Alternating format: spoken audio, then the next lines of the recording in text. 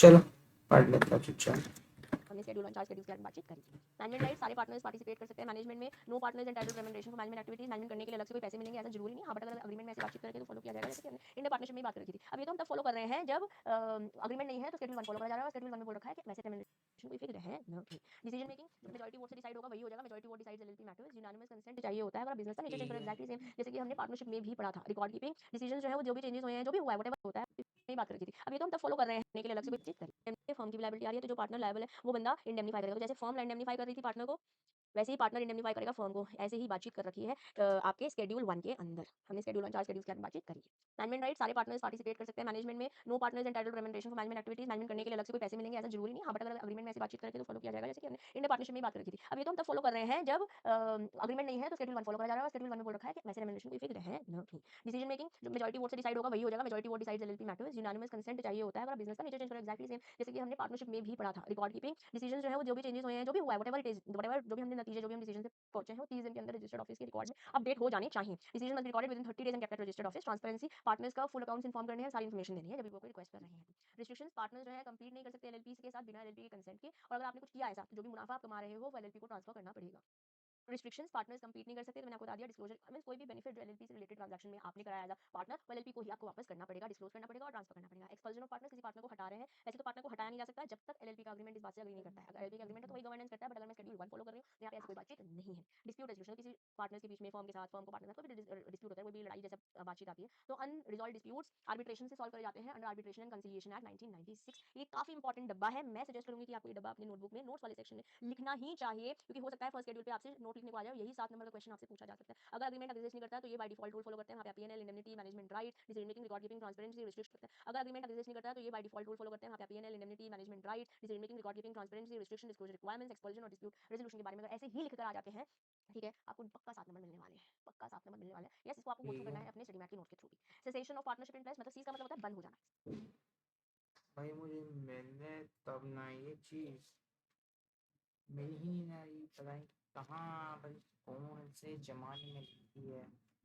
देख दिया भाई शेड्यूल 1, बता देते शेड्यूल किधर है किधर।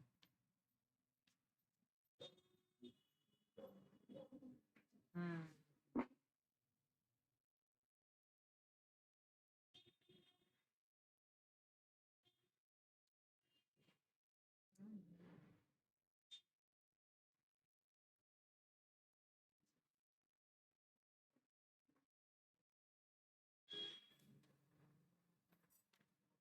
ये आ गया। हे भगवान, चल चल।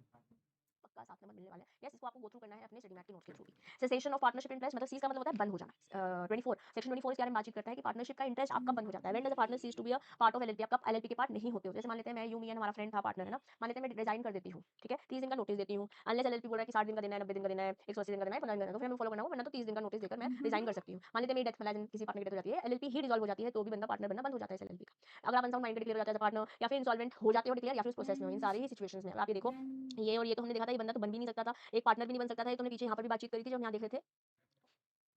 अगर आप अनसाउंड माइंड डिक्लेयर हो जाता है पार्टनर, या फिर इंसॉल्वेंट हो जाते हो डिक्लेयर, या फिर उस प्रोसेस में हो, इन सारी ही सिचुएशंस में आप ये देखो, ये और ये तो हमने देखा था, ये बंदा तो बन भी नहीं सकता था, एक पार्टनर भी नहीं बन सकता था। ये तो हमने पीछे यहाँ पर भी बातचीत करी थी जो हम यहाँ देख रहे थे।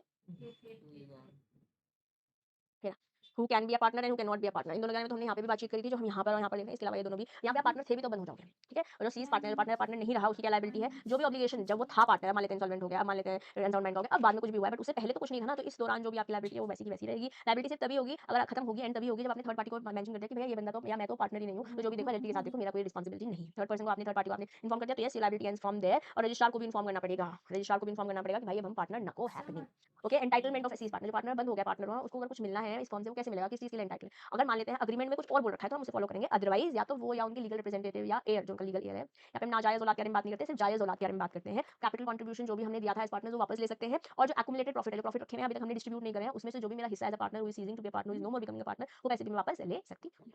रिस्ट्रिक्शन ऑन फॉर्मर पार्टनर्स, पहले के पार्टनर्स पर क्या रिस्ट्रिक्शन है, they can not interfere in LLP management after cessation. Let's say I am no more a partner in the firm, तो मैं चली गई, बाय हो गया, मैं रेजिग्नेशन दे चुकी हूँ, मेरा जो भी मुनाफा था जो एक्युमुलेटेड था मेरे को नहीं मिला था, वो हो गया, मैं कैपिटल पैसा था मुझे दे दिया, फिर मैं लीगल एयर को दे दिया, तो क्या मैं बॉदर कर सकती हूँ फर्म को? नको, नो नो नो। ठीक मेरे प्यारे बच्चों, this was about section 24। Okay, section 24 को सेक्शन वाले पेज पे लिख लीजिए और ये वाला टॉपिक रिवाइज कीजिएगा, जब आप नोट्स देखेंगे इसको रिवाइज कीजिएगा और रिकॉल करके इस पॉइंट पर भी अपने नोट्स में नोट्स लिखिएगा। चुकी हूँ, मेरा जो भी मुनाफा था जो एक्यूमुलेटेड था मेरे को नहीं मिला था वो हो गया, मैं कैपिटल पैसा था मुझे दे दिया, फिर मैं लीगल एड को दे दिया। तो क्या मैं बॉदर कर सकती हूँ फर्म को? नको, नो नो नो। ठीक मेरे प्यारे बच्चों, तो this was about section 24। Okay, section 24 को सेक्शन वाले पेज पे लिख लीजिए और ये वाला टॉपिक रिवाइज कीजिएगा। जब आप नोट्स देखेंगे इसको रिवाइज कीजिएगा और रिकॉल करके इस पॉइंट पर भी अपने नोट्स में नोट्स लिखिएगा।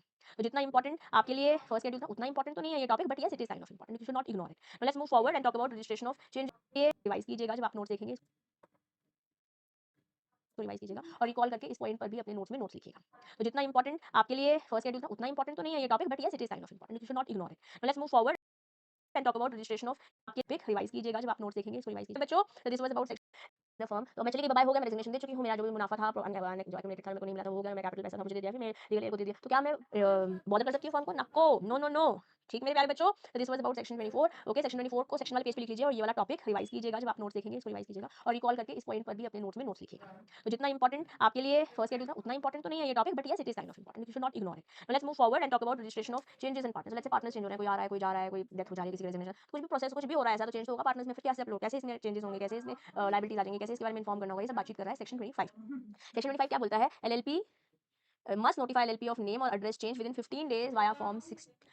ये ऑब्लिगेशन है ऑफ पार्टनर्स। अगर कोई भी नाम में चेंज हो रहा है, एड्रेस में चेंज हो रहा है, ये पार्टनर्स की ड्यूटी है फॉर्म 6 के अंदर रजिस्ट्रार को आपको इंटीमेट करना है। हम पढ़ रहे हैं registration of changes in partners. और अगर इसमें से कोई बात फॉलो नहीं करते हो, फॉर्म 6 के अंदर अपडेट नहीं करते हो, तो आपको 2000 से 25000 तक की पेनल्टी लगती है। और अब तक हम सिर्फ 30 दिन पढ़ रहे हैं।